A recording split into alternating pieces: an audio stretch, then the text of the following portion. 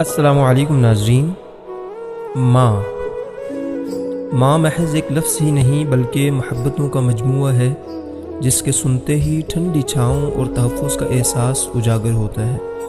اور ذہن میں عظمت کی دیوی اور سب کچھ قربان کر دینے والی ہستی کا تصور آتا ہے۔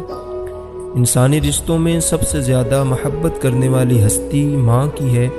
کہ جس کو رب ذوالجلال نے تخلیق کا اعجاز عطا کر کے اپنی صفت سے روشناس فرمایا۔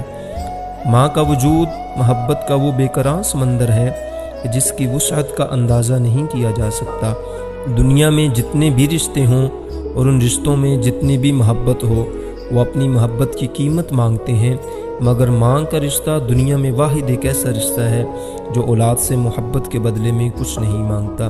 ماں ایک پھول ہے کہ جس کی مہک کبھی ختم نہیں ہوتی، ایک ایسی دوست ہے جو کبھی بے وفا نہیں ہوتی، ایک ایسا وعدہ ہے جو کبھی نہیں ٹوٹتا، ایک ایسا خواب ہے جو تعبیر بن کر ہمیشہ ہمارے ساتھ رہتا ہے،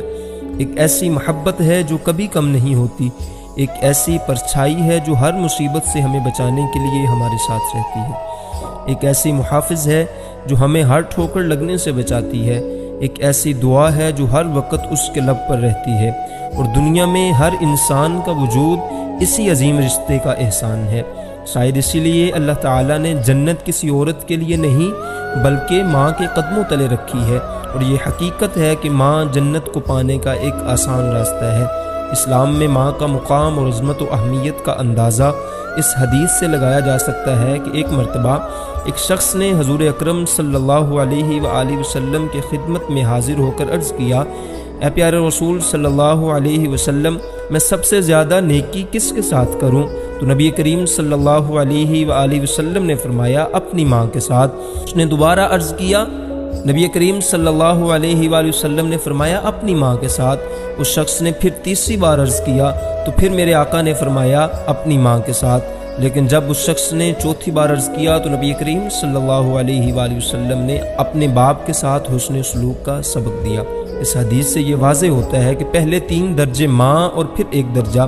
باپ کا ہے۔ ماں کی محبت اور دعا کی طاقت کے بارے میں خود اللہ تبارک و تعالی نے بھی بتایا ہے کہ حضرت موسیٰ علیہ السلام کی والدہ جب اس دنیا سے رخصت ہو گئیں اور حضرت موسیٰ علیہ السلام انتہائی رنجیدہ حالت میں اللہ تعالیٰ سے کلام کے لیے کوہ طور پر چڑھنے لگے تو اللہ تعالیٰ نے ان سے فرمایا، اے موسیٰ، اب تم ذرا سنبھل کے آنا کیونکہ تمہارے لیے دعائیں کرنے والی ہستی اب دنیا میں نہیں رہی۔ اس سے ثابت ہوا کہ ماں وہ عظیم ہستی ہے جس کی دعاؤں کی ضرورت صرف ہم جیسے گناہ گاروں کو ہی نہیں بلکہ پیغمبروں کو بھی ہوتی ہے۔ حج عمرہ کے دوران سعی کے چکر بھی ایک ماں کی اپنی اولاد کے لیے مثالی محبت کی یاد تازہ کرتے ہیں، جو حضرت بی بی ہاجرہ رضی اللہ تعالی عنہا اپنے بیٹے حضرت اسماعیل علیہ السلام کی پیاس بجھانے کے لیے پانی کی تلاش میں لگائے تھے۔ اللہ تعالیٰ کو ایک ماں کی اپنی اولاد کے لیے بےتابی اور تڑپ اتنی پسند آئی کہ اس نے تا قیامت اسے حج و عمرہ کا اہم رکن قرار دے دیا۔ ماں کی خدمت سے صرف ماں ہی نہیں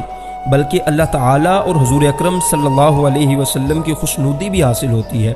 اور جنت بھی ایسے پیاروں کی منتظر ہے جنہوں نے دنیا میں اپنی ماں کی خدمت میں کوئی کسر اٹھا نہ رکھی۔ ہمیں چاہیے کہ ہم اپنی ماں کی خدمت کا کوئی بھی موقع ہاتھ سے نہ جانے دیں، کیونکہ اولاد کی ترقی کا راز ماں کی دعاؤں میں مضمر ہے۔ اللہ پاک سے دعا ہے اللہ پاک ہمیں اپنی ماں کی خدمت کرنے کی توفیق عطا فرمائے، آمین۔